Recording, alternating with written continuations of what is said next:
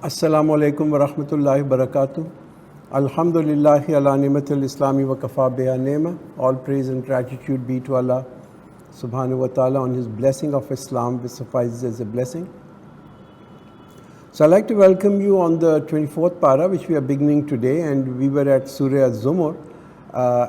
What we will do is we'll complete the surah, inshallah, up to 75, ayat number 75. We will actually start with ayat 32. Zumar, as I said last time, it means groups, and these two groups will be mentioned in the later part. This is a Makkan surah revealed on our Prophet ﷺ late in his late days in Makkah. So, A'udhu billahi minash shaitanir rajim, Bismillahir Rahmanir Rahim. Faman azlamu mimman kazaba ala Allahi wa kazaba bis-sidqi iz ja'ahu alaysa fi jahannama mathwa lil kafirin. So in the name of Allah, the most beneficent, the most merciful. So who is more unjust than him who forges a lie against Allah and rejects the truth when it reaches him? Is it not that in hell there is an abode for the disbelievers? So Quran talks about people who forge lie against Allah. Who are these people and how do they forge lie against Allah? Well, there are many different ways, right? You can make a false claim. People make a false claim that Allah has revealed a wahi on them while Allah has not revealed. That's again a lie against Allah. People claim prophethood. Many people claim prophethood after our Prophet ﷺ. That's also a lie. People have these self-proclaimed commandments that they came to them and they say this is from Allah. Making halal and haram themselves, deciding that they have this ability or the power to make things halal and haram and then assign them to Allah. Also people making these false claims of dreams, that they had this dream of Prophet and they dream of Allah telling them something. If this is a lie, then this is again forging a lie against Allah. And as for the one who has come with truth and believed it to be the truth, then such people are the one who is God-fearing. So this is referring to the arrival of our Prophet ﷺ. This ayat is specifically really applicable on anyone who now confirms the truth. But it is said that this ayat was specifically revealed about Hazrat Abu Bakr radiallahu anhu, whose laqab was also Siddiq, the truthful. For them, with their Rabb, there is what they wish. That is the reward of those who do good. So whatever people want, that will be fulfilled. Whatever people want, the desires of people that we know, and our desires also amongst ourselves, our desires differ, right? We all like different things. If we have yaqeen on this one ayah, then it's very easy for us to stay away from the temptations of this world, which really tempt our nafs, because we know that whatever we are missing out, that will be fulfilled on the day after the day of judgment. So that Allah wipes out from them the worst deeds that they did and give them reward for the best of what they used to do. Everyone sins, and I think that's a known fact. Luckily, for going into paradise, being free from all sins is not a requirement, because masoom or completely free from all sins are only the prophets. What is required is that a sin is recognized as a sin. When people sin, they should know that they are sinning. Sometimes if one makes a slip, a mistake is committed, someone sins, immediately ask Allah for forgiveness. Like when we fall down, we just don't lie on the ground, right? We get up, we dust ourselves, and we get on.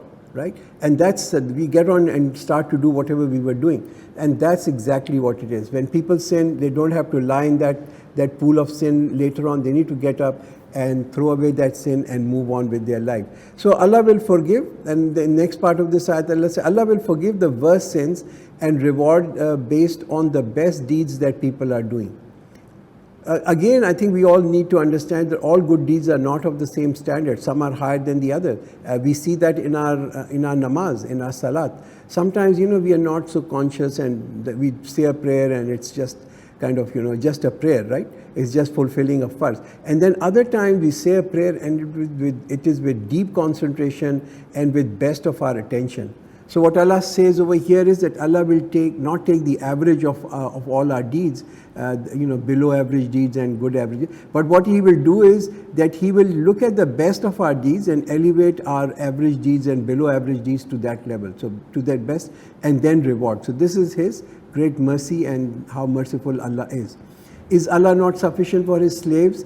And they seek to frighten you with those besides Him. Whomsoever Allah would let go astray, for him there is no one to guide. So again, quite an amazing ayah over here. Allah asked this question: is Allah not sufficient for people? Allah is not sufficient for whom? For one who has become His slave, who is loyal and who is obedient to his master. For such people, Allah is sufficient for them. For please remember, all of us, all mankind, everyone is a slave of something or the other. People are slaves of their desires, people are slaves of money, people are slaves of position, power, but the best of us are those who are the slaves of Allah. We feel that it is very easy to please Allah. We take Allah, many times we take Allah for granted. Huh? We take Allah for granted. It's very, very difficult to, in the world that we are living, very difficult to please people, to make people razi. So on our priority list, Allah is sometimes way down. People spend their entire life to please people. And shaitan makes us fearful and puts this fear of everyone else, of everything else in the world except for Allah. And the reason is that the trust on Allah is weak and missing. He who fears Allah is not fearful of anyone else. And he who does not fear Allah, he will be fearful from everyone. So when people stop fearing Allah, again, did they not think Him to be sufficient? Then Allah removes the rahmat for them. If people think Allah is not sufficient for them, then Allah will remove His mercy from them. And whomsoever Allah gives guidance, for him there is no one to misguide. Is it not that Allah is all-powerful, able to revenge? So one who follows the word of Allah, which is the word of Allah is the Quran, nothing can misguide him.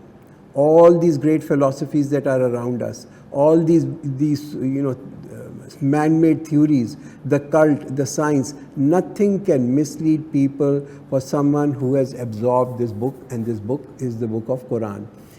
If you ask them as to who created the heavens and the earth, they would certainly say Allah. Say then, tell me about those whom you invoke other than Allah. If Allah intends to cause some harm to me, can they remove the harm caused by Him? Or if He intends to bless me with His mercy, are they able to hold back His mercy? Say Allah is sufficient for me. In Him trust those who trust. So it's kind of back to the basic, right? It's coming back right up to the basic. After all these theories that we have been hearing from our childhood and even earlier, the steady state theory, the Big Bang theory, finally people are reaching to this conclusion that yes, there is a creator. Because why? Because even a single cell, the simplest of the cell, it looks very simple, but when you go down and you look at this cell, you will find each cell is an empire far too complex for us to even understand. So, and then to assume that all this mankind, all this universe, all this world, all this life came into existence on its own, certainly this is not a very scientific way of thinking.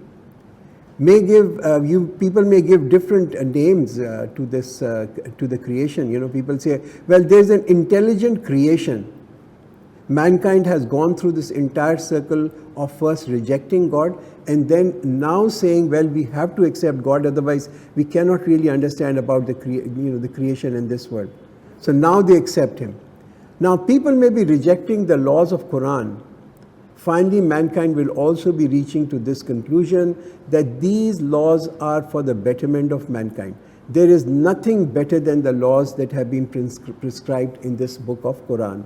Say, O my people, do at your place what you are doing. I will do my part. Soon you will come to know. So if there is still doubt, don't accept. And that's fine. It doesn't really matter. Let there be a parting way for us. What difference that makes? Because someone who people can be very adamant in kufr, and if people are adamant in kufr, let them be adamant in kufr. We cannot give our iman for them. Who is it to whom there shall come a punishment that will disgrace him, and upon whom is a lasting punishment will rest? So the anjam of both will be well known, and that anjam will also be different.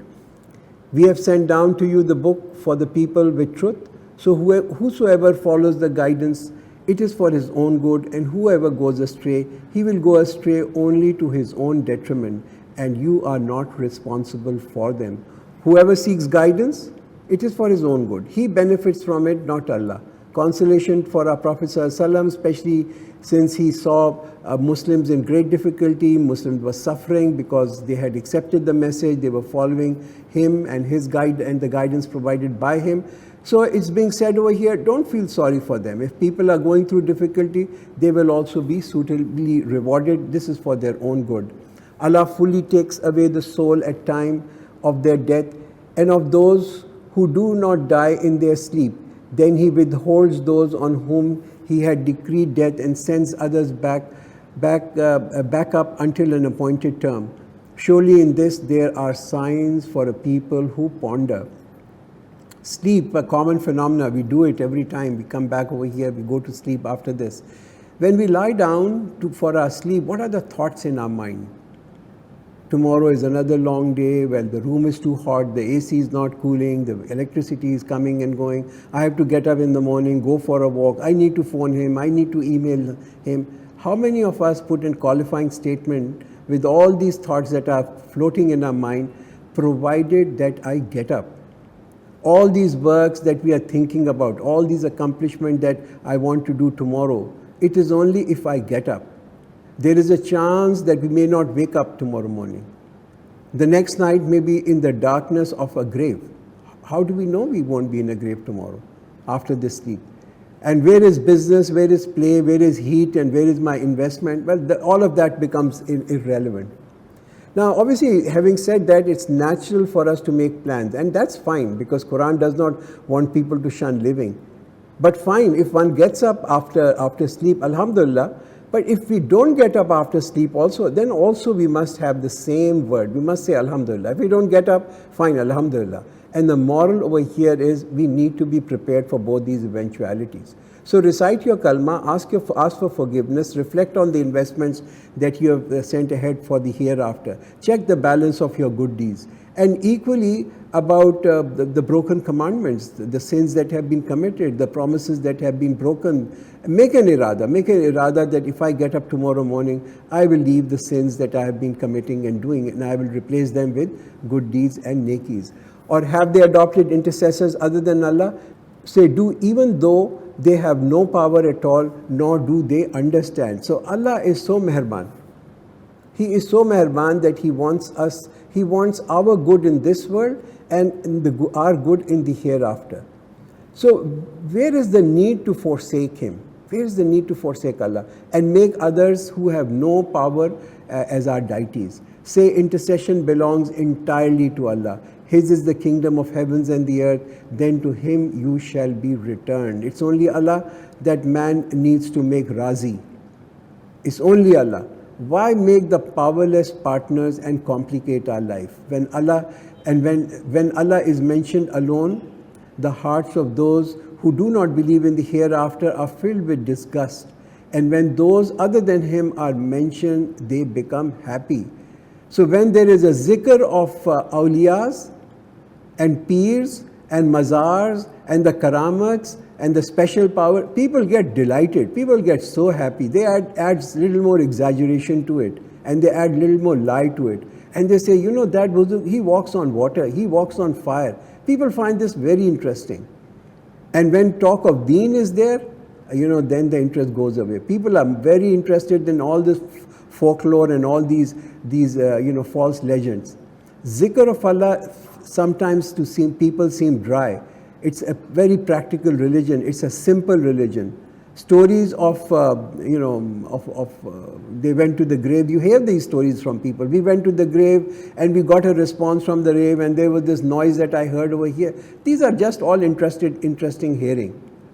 Those who truly want to be guided, they will only be guided not through these stories, not through these legends, not through these karamats, but only through Quran and only through Hadith. And if that people find that there's no charm, it doesn't matter, because these are not stories and folklores and legends.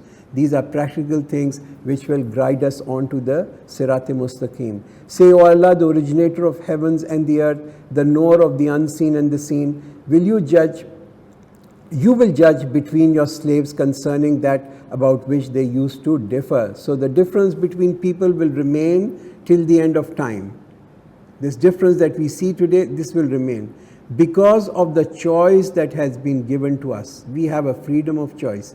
We need to pray that when the judgment is made for us, it is made on haqq, and that decision is not against us.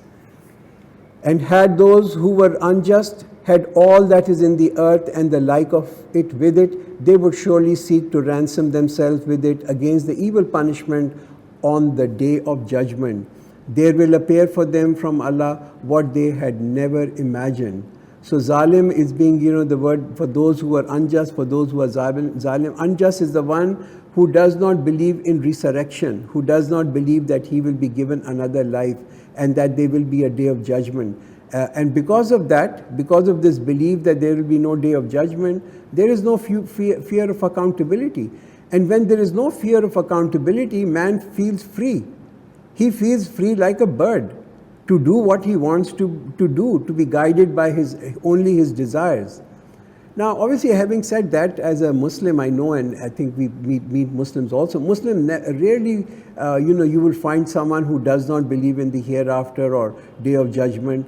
But the question is that even if that's true, then why are people not working for the hereafter? Why is this not a priority? First and foremost, the thing is people are skeptical.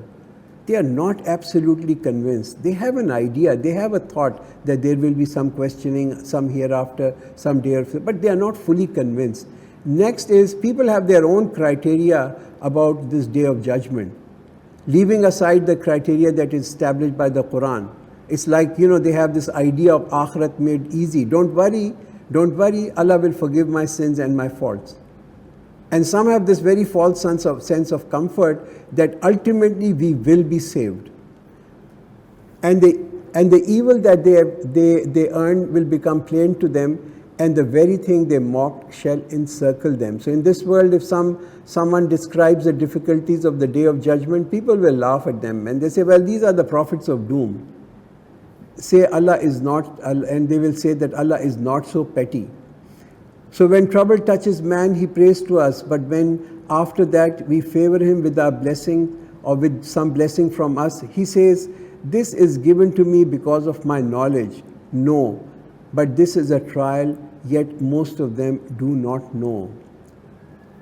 The same was said of those before them, but what they used to earn was no avail to them. So from people like the Qarun who were given abundant wealth, and he began to flaunt and say, this is my own anticipation, my hard work, my foresight, my execution, my intelligence, my planning. Fine. Please use these nemats, all these nemats that have been given, and use them with taqwa, by being conscious of Allah. Have grace. If Allah has given you with abundance, have grace and not have a disgraceful behavior. And those who were unjust among these, the evil result of their deeds will soon befall upon them, and they will not be able to escape. So people will reap what they sow. Do they not know that it is Allah who extends provision to whomsoever He wills and restricts? Surely in that there are signs for people who believe. So people wonder that if they leave all this nafarmani, where will they eat from? Where will all this fun and frolic come from? Where will the maza of this life come from? Well, remember, Quraysh had similar fears, that if there is only one God and all the idols are removed from Kaaba, where will all the revenue that's coming into Makkah come from? So here is the answer. It is Allah who gives, not anyone else. It is He who extends provision to whomsoever He wills, and if He wants, He restricts them. قُلْ يَا عِبَادِيَ الَّذِينَ أَسْرَفُوا عَلَىٰ أَنفُسِهِمْ لَا تَقْنَطُوا مِنْ رَحْمَةِ اللَّهِ. Say, O my slaves who have acted recklessly against their own selves, do not despair Allah's mercy. Surely Allah will forgive all the sins. Surely He is one who is the most forgiving, the merciful. It's amazing ayat. I mean, it's really a ayat which should give us so much confidence and warm our hearts. And there's a notable change that you would see in this ayat. There's a tenderness, there's loving, there's this rahmat. And but this love in the tone is for whom? It is for those who leave the nafarmani, those who leave disobedience and want to come close to the rahmat of Allah. This ayat is for them, that they may have acted recklessly against their own self, but they should not really despair. They have left the nafarmani that they were doing. Now they want to be slaves of Allah. But there is a bit of a hesitation. Maybe they are ashamed because they have sinned for too long. Maybe they are a bit mayus over here. So Quran says, don't despair. Don't despair and underestimate the mercy of Allah. He can forgive all sins and every sin. And turn passionately towards your Rabb and submit to Him before the punishment comes to you, after which you will not be helped. So ask Allah. Turn to Him for guidance, pray to Allah, ask for Sirat Mustaqim, ask for forgiveness. Then He knows, and Allah knows, Allah knows the difficulties that we are encountering in our lives. And we have to have this firm belief that Allah knows and that He will reward me. And follow the best of what has been sent down to you from your Rabb before the punishment comes to you suddenly when you do not even expect.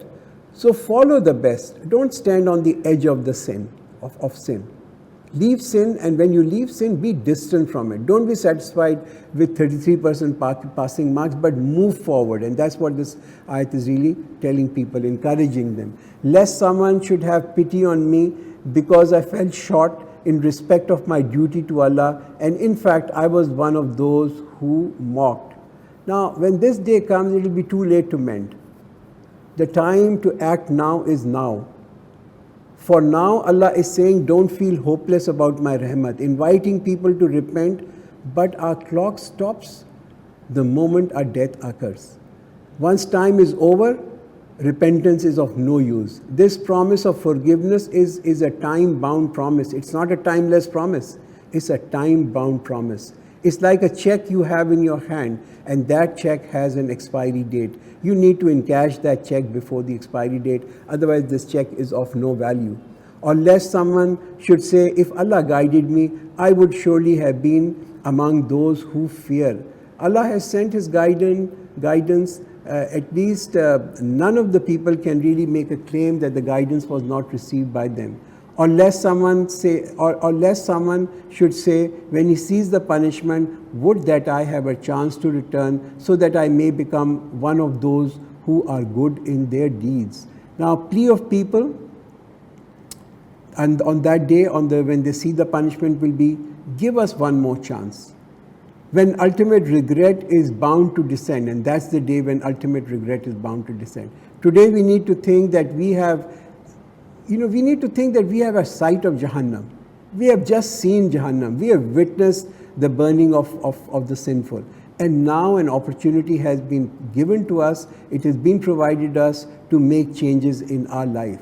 No, my verses had reached you, but you denied them, and you were proud and became of those who disbelieve. So the qualities which are common with the shaitan begin with what? It begins with takabbur. It begins with disobedience. And on the day of judgment, you will see those who had forged lies against Allah, that their faces will be blackened. Is it not that in hell there is an abode for the arrogant? So the deniers of Quran and the Prophet, either people who openly oppose the Prophet, or with their action, Quran asks a question, and the answer to this is obvious. The Quran just asks a question, leaves it over there for people to think and ponder about it. And Allah will save the God-fearing with utmost success granted to them, so as no evil will touch them, nor will they grieve. Allah is the creator of everything, and He is the guardian over everything. To Him belongs the keys of the heavens and the earth. As for those who have rejected the verses of Allah, they themselves are the losers. So all treasures are with Allah. Ask Him directly. This used to be this small story that was narrated long time ago. So it's probably in a school or something. So there's this man who needs something, and he thinks, and he has a contact. So he says, I'm going to visit the king. So he goes to the king and he wants to ask him for something that he desperately needs. And when he goes to the court of the king, he sees the king, he's praying and he's asking Allah for things. And then suddenly he realizes that there's no need to ask this king. If this king is asking Allah for what he has, then there's no need to ask him. He should ask Allah directly. And I think that's the moral over here, that everything that is there in the heavens and earth actually belongs to Allah. So if we need anything, we need to directly ask him. Say, is it then someone other than Allah that you ask me to worship, O ignorant people? It has already been revealed to you and to those before you that if you associate, which means associated partners with Allah, your deeds shall be rendered useless and you shall be among the losers. Obviously, there is no chance that about this ayah that our Prophet ﷺ would ever indulge in any form of shirk, or his companions would indulge. The address here is towards the kuffar. The address over here is towards the mushrikeen of Makkah who were using their power and influence to force and influence our Prophet ﷺ and the companions. So it is like really telling them there's no chance that any Muslim will now associate any partners with Allah. But serve Allah alone and be among the grateful. وَمَا قَدَرُ اللَّهَ حَقَّ قَدْرِهِ. And they did not value Allah with the value that is due to Him. The whole earth will be in a single grip of His hand on the day of judgment, and the heavens will be rolled up in His right hand. Glory be to Him. High is He above all that they ascribe. Now the first part of this ayat, which I also read in Arabic, وَمَا قَدَرُ اللَّهَ حَقَّ قَدْرِهِ. People are unable to value and assess the worth of Allah. People are unable to assess the treasure that they have. If we think that something is worthy, something is valuable, we always cherish it. We always protect it. You look at our business, our entire business runs on this principle, that we think it is worthwhile for our effort and the amount of work that we do for it. We value things that are traded. We only trade things that are of some value. Things that we consider valuable, we will spend time on them. We will spend money on them. We will put our effort to them. Like I said, our business, our jobs, our investment. So how do we value Allah? I think that's for each one of us to look inside and decide how much, according to the time and effort that we spend, understanding Allah, for coming close to Him, to do His ibadat, and to be obedient to be an obedient slave to Him. The horns will be blown, and those in the heavens and all those on the earth will faint except the one whom Allah wills. Thereafter, it will be blown once again, and suddenly they will stand up looking. So on this day, mankind will faint on the first horn, and then after the second horn, they will rise up again. And the earth will shine with the light of its Rabb, and the book shall be placed, and the prophets and the witness will be brought, and the matter will be decided between them with justice, and they will not be wrong.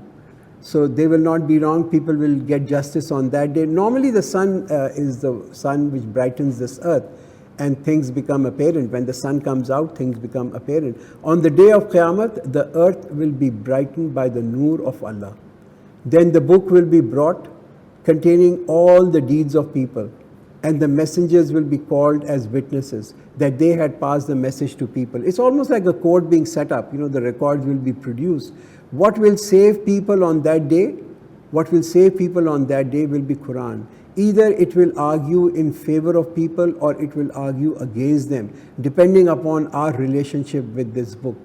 Every soul shall be paid back fully for what it did, and He knows best what they do. Justice will reign supreme on that day. Everyone will get the full reward. Those who disbelieve will be driven towards hell in groups. This is where the word Zumur comes in, and it means group. Until when they reach it, its gates will be opened, and its keepers will say to them, "Did messengers from among you not come to you, reciting to you the verses of your Rabb, and warning you about the meeting of this day of yours?" They will say, "Yes, but the word of punishment had become certain against those who disbelieved." So this is almost like a wrap-up, right?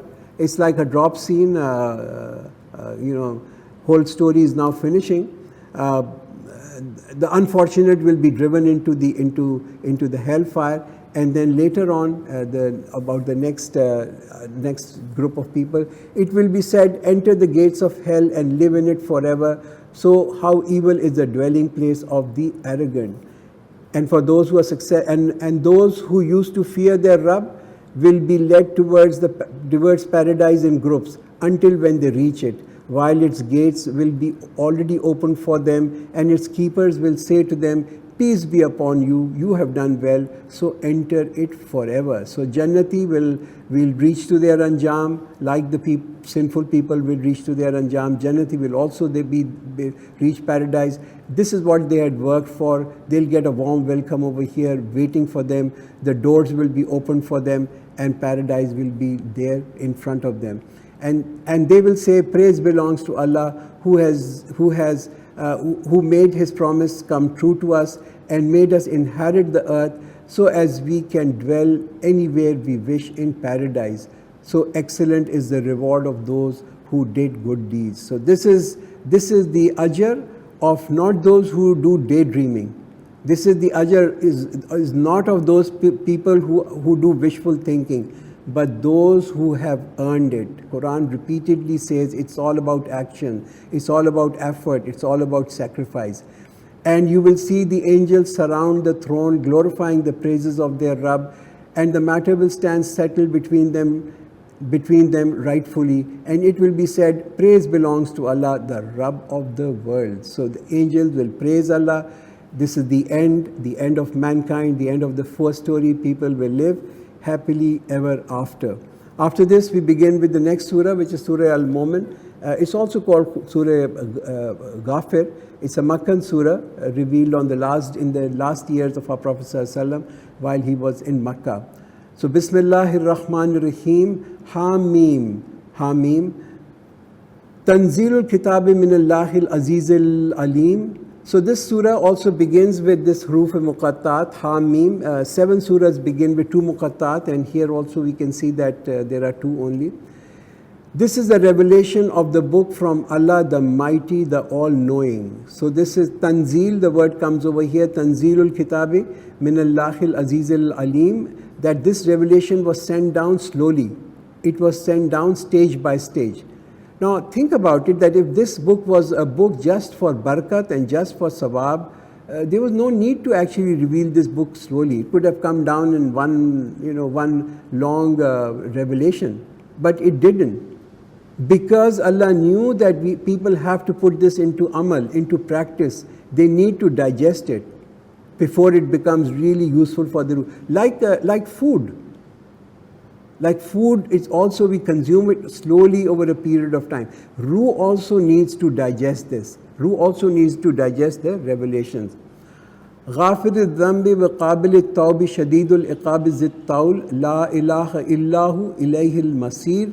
The forgiver of sins, the acceptor of repentance, severe in punishment, the bountiful. There is no God but He. To Him is the ultimate return.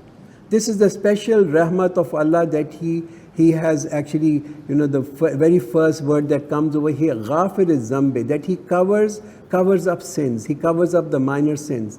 He accepts tawbah, He accepts repentance. Both these attributes of Allah are for those who do not insist on being rebellious and disobedient, and people who do not have pride and takabbur. Disobedience is not a lifestyle choice for them. For them, Allah is the forgiver of He covers their sins up and He accepts their repentance. But for others, it says He is severe in punishment. He's also severe for those who insist on being disobedient, then He is severe, He is tough with them. No one quarrels about the verses of Allah except those who disbelieve. So let not their movement in cities deceive you. Before these, the people of Nuh and the groups after them had rejected. Every group intended to seize their messengers and raise dispute on the basis of falsehood, so that they might refute the truth with it. Hence I seized them. So how was my punishment? These powerful nations, these rich people could not entrap their messengers, but they themselves were caught by the azab of Allah. And similarly, the word of your Rabb has become due against those who disbelieve, that they are the people of the fire. No need to take pity on such people. No need to take pity on them. We need to take lessons from the terrible end of these past nations. Those who are bearing the throne and those who are around it celebrate the praise of their Rabb along and believe in Him and pray for the forgiveness of those who believe, saying, Our Rabb, your mercy and knowledge comprehends everything. So forgive those who repent and follow your way and save them from the punishment of fire. Every dua that we do or every dua that people do is a sifarish, is an intercession. This dua that is being stated over here is the dua of the angels. The angels are supplicating for people of this world. Now the method and etiquettes of dua is important, and that's being specified over here. First, glorification of Allah. So this ayat says, and for those who are bearing the throne and those who are around it, celebrate the praise of Rabb alone and believe in Him, and they praise for forgiveness. So first and foremost thing that is over here is the etiquette is that it is the glorification of Allah. The dua of angel is for the believers, because those who want to, and these are the people who want to stay clear of sins, angels pray for them. Why would they ask for forgiveness for people who consciously don't want to stay away from sin? They are not asking for forgiveness for those people who know that this is wrong and yet they continue to sin.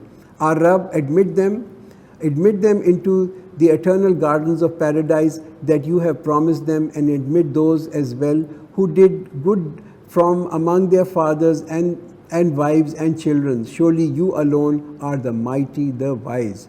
This dua of angels is for those relatives who are saleh, who are eligible, who qualify for Jannat, for paradise, but they are at a lower level of paradise. So the prayer is that you upgrade them to Allah, that Allah may upgrade them. It's a kind of an upgrade from economy class to the business class. And save them from their ill deeds, and whomsoever you save from evil that day is surely because you bless him with mercy, and that is the great achievement indeed.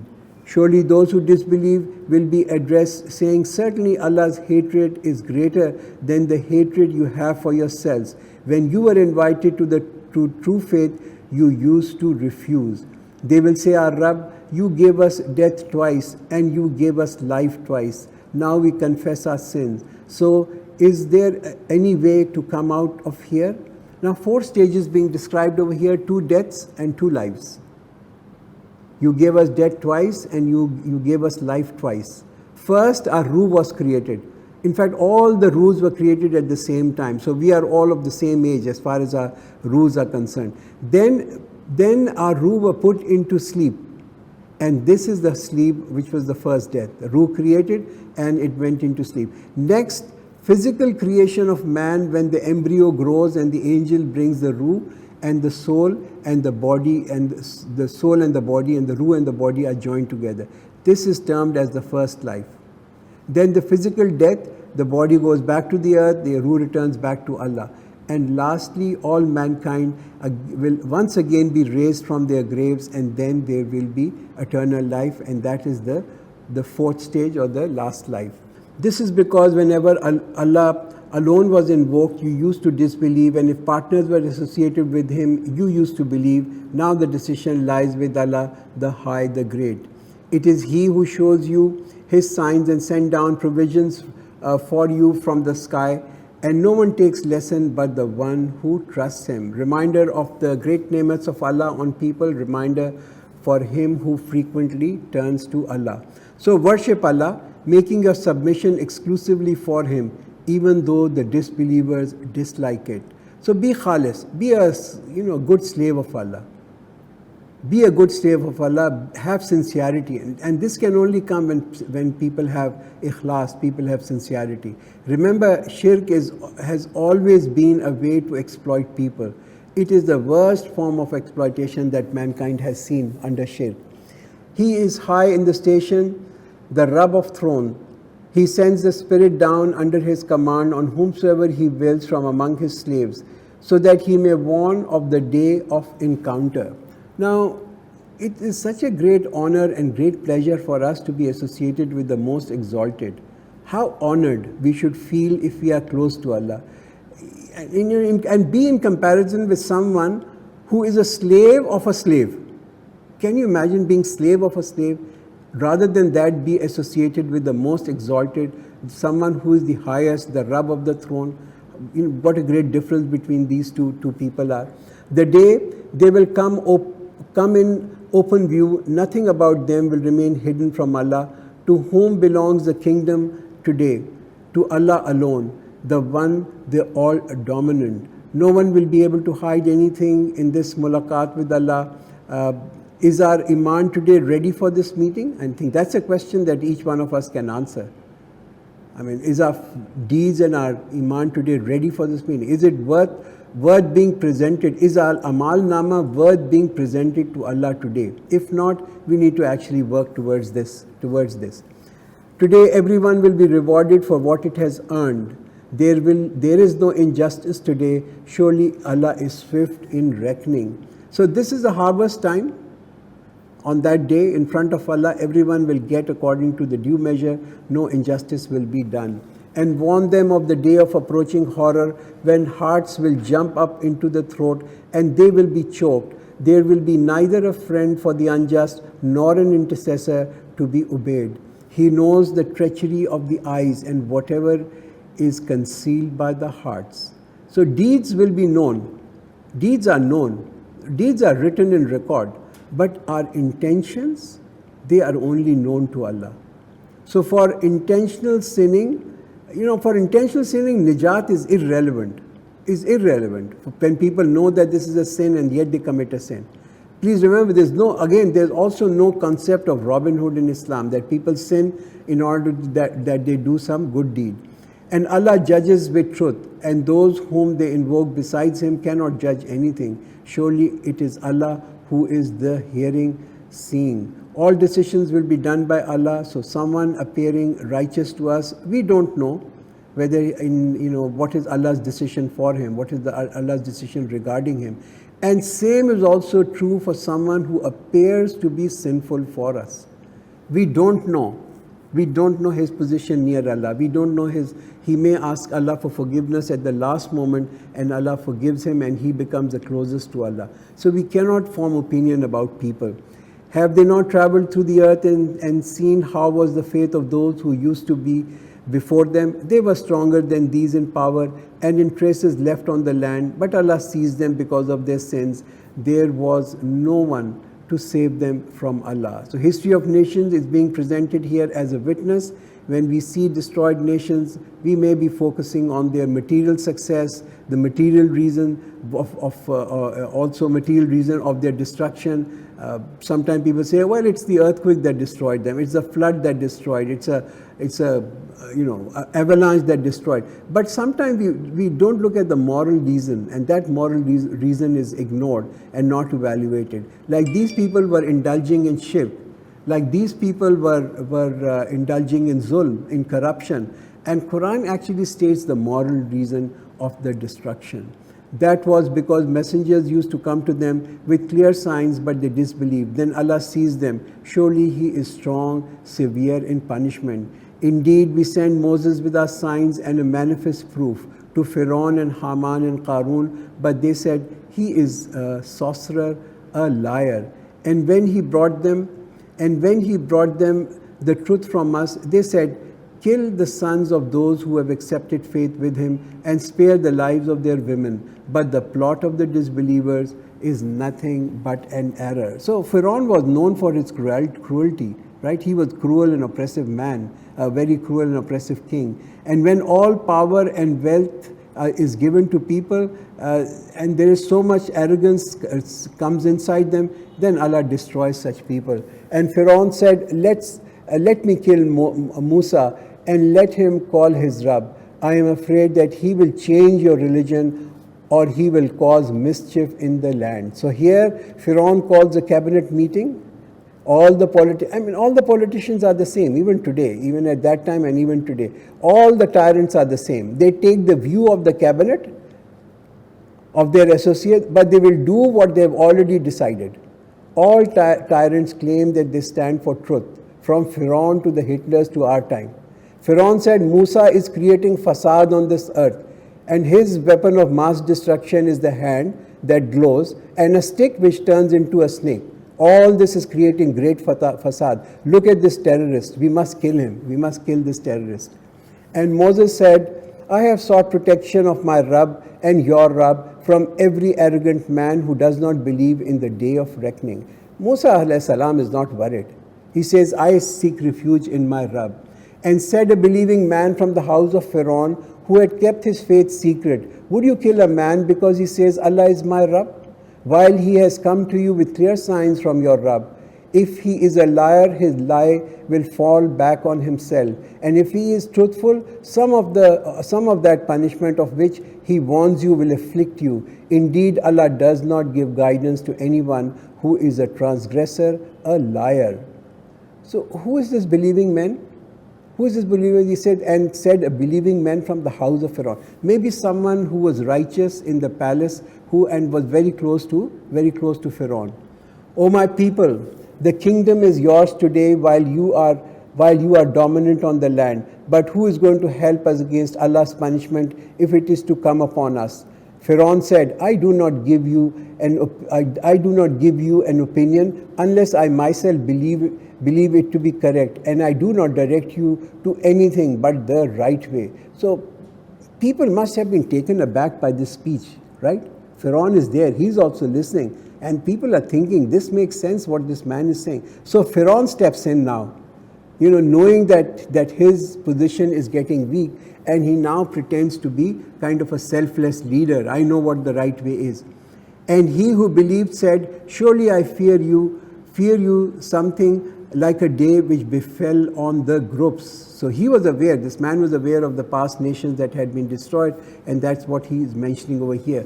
Like the faith of the people of Nuh and Ad and Samud and those who were after them, and Allah does not intend to do any injustice to his slaves. And O my people, I fear for you a day in which people will call one another, a day when you will turn back on your heels, having no one to save you from Allah. But whomsoever Allah lets go astray, for him there is no guide. You can see the amazing faith of this man. The amazing faith to make such a powerful speech in front of Pharaoh. And Yusuf had already come to you earlier with clear signs, but you remained in suspicion about what he brought to you until when he died. You said Allah will never send a messenger after him. That is how Allah lets go astray anyone who crosses limits and lives in doubts. Those who quarrel in Allah's verses without any authority having reached them, it is most hateful with Allah and for those who believe. That is how Allah stamps a seal on the hearts of every arrogant tyrant. And Pharaoh said, O Haman, make a tower for me, perhaps I can have access. So Haman was the chief priest at that time. He was responsible for construction of all these temples of Pharaoh. Now here you will see that religion and politics are combining together for mutual benefit. This is one of the most dangerous things, when religion and politics combine together.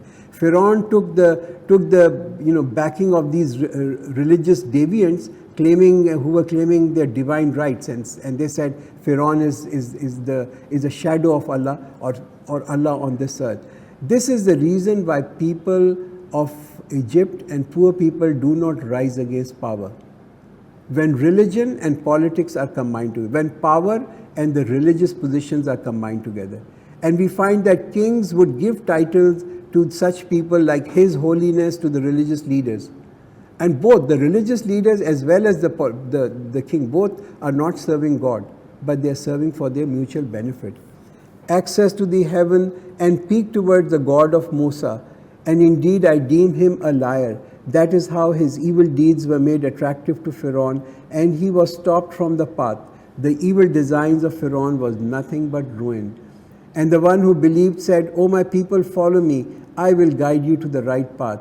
O my people, the life of the world is only momentarily benefit, while the hereafter is indeed the place of permanent living. Very important, the right way of Pharaoh was violence and extravagance, killing righteous people and making all these useless buildings. The one who does something evil will not be punished, but in equal proportion. But the one who does righteous deeds be he male or female, while he is a believer, then such people will enter paradise where they will be provided with bounties without measure. So everyone is equal in the eyes of Allah, no slaves, no Pharaoh, no success is based on what people have done, what they have earned, and that is not based on what they claim, what people are claiming. Success is really based on their actions and their deeds. Last ayat of this evening, and O my people, how is it that I call you to salvation and you call me to fire? So this man is continuing on with his speech and saying, look, I'm calling you towards salvation, towards everything that is good, while you are calling me towards fire. So barakallahu lana wa lakum fil Quranil Azim wa nafana wa iyyakum bil ayati wa zikril hakim.